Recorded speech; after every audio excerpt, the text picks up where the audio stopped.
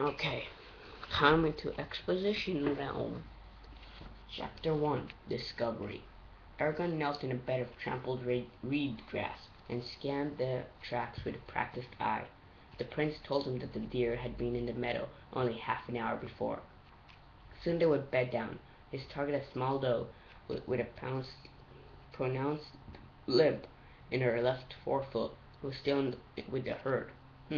He was amazed she had made it so far without a wolf or bear catching her. So am I. But I just thought you should notice. If you haven't noticed, Eragon is one letter away from dragon. Eragon. Dragon.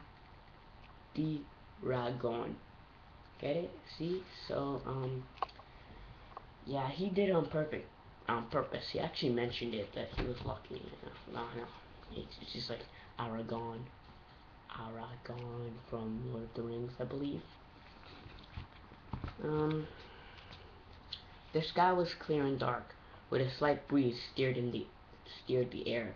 A silvery cloud. I wonder if this breeze also has the scent of world change.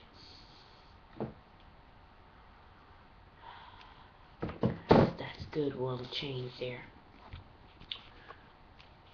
A silvery cloud drifted over the mountains that surrounded him, its edges glowing with ruddy light cast from the harvest moon cradled between two peaks. Streams flowed down the mountains from the stolid glaciers in glistening snowpacks. A brooding mist crept along the valley's floor, almost thick enough to obscure his feet. Eragon was 15, less than a year from manhood. Dark eyebrows rested above his intense brown eyes. His clothes were worn from work. A hunting knife with a bone handle was sheatheded at his belt, and a buckskin tube protected his yew bow from the mist. He carried a wood frame pack. Deer had led him deep into the spine, a range of untamed mountains that extended up and down the land of Algasia. Strange tales and men often came from those mountains, usually brooding ill will. Okay, so don't lose the page. This is Algasia, and that's the entire thing. The entire mountain range right there is the spine.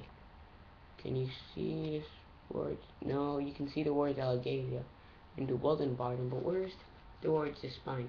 Oh, it's right on the spine of the spine. Ah, it's too blurry, you can't see. Oh well. That entire mountain range, I guess in a way they call it the spine because it's the spine of Algasia. That's actually pretty good. Okay. Despite that, Eragon did not fear the spine. He was the only hunter near Carvajal that dared track game deep into his craggy recesses. Okay, so Eragon is younger than manhood. He's only 15, and yet he's the only hunter that would dare go into there. Two questions. Why is Eragon braver than all the other hunters in that area? And two, how many hunters are there in that area? I mean, hmm?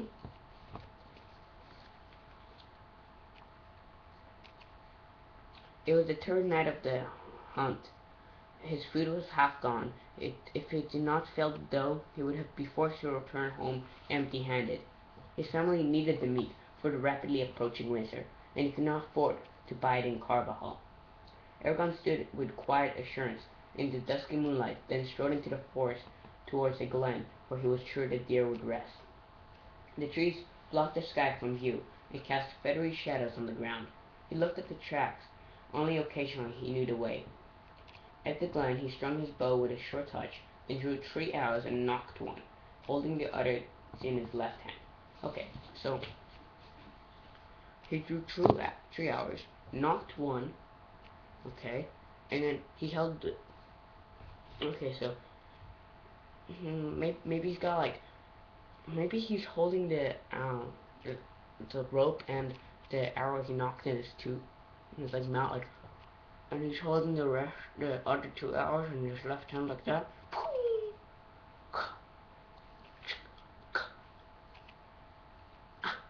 Like that. That makes more sense than him being three-handed, which is something I've heard before. Um.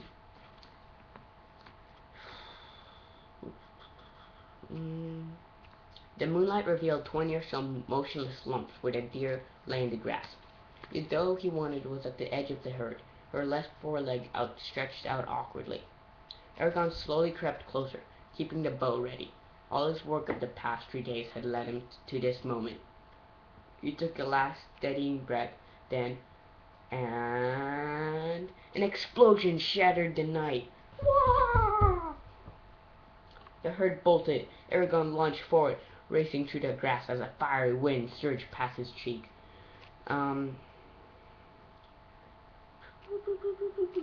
He slid to a stop and loosed an arrow at the bounding doe. It missed by a finger's breadth and hissed into the darkness. He cursed and spun around, instinctively knocking another arrow. Behind him, where the deer had been, smoldered a large circle of grass and trees. Many of the pines stood bare of their needles. The grass outside the charring was flattened. A wisp of smoke curled in the air, carrying a burnt smell. In the center of the blast radius lay a polished blue stone. Mist snaked around the scorched area and swirled insubstantial tendrils over the stone. Eragon watched for danger in several minutes, but the only thing that moved was the mist. Cautiously he released the tension from his bow and moved forward. Moonlight cast him in pale shadow as he stood before the stone. He nudged it with an arrow. How much more do we have to go? Okay. We might make it.